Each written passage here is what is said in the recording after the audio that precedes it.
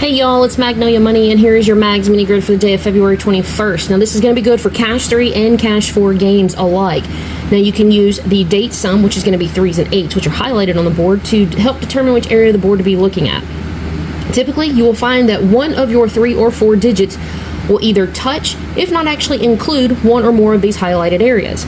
You can also reference your previous hit number. If you can find that here on the board, whether it's in the base form or mirror form, you can use that as a guide also.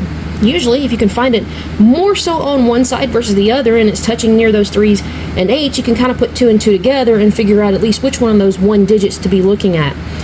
Also, you can watch for your coldest digit, second coldest digit, or watch which sets of numbers you feel might roll from your previous draw. A lot of times in Cash 4, you'll find that 2 digits usually tend to roll over, more times than not.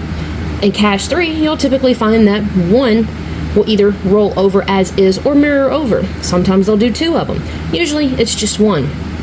Now you can use these things in relations to one another and compare it to your other workouts to be able to get you a hit.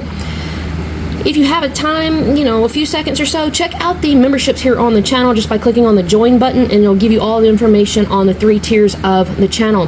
There is a potential for a 4th tier to be dropping in over the course of the next month. That's something I'm kind of working with right now, and you can check back for that. But I do recommend hitting subscribe, hit the like button, and check out those memberships. If you are looking for more state-specific type information as far as things surrounded by certain types of data related to different states, you can feel free to check that out on the Mags Mega Crew.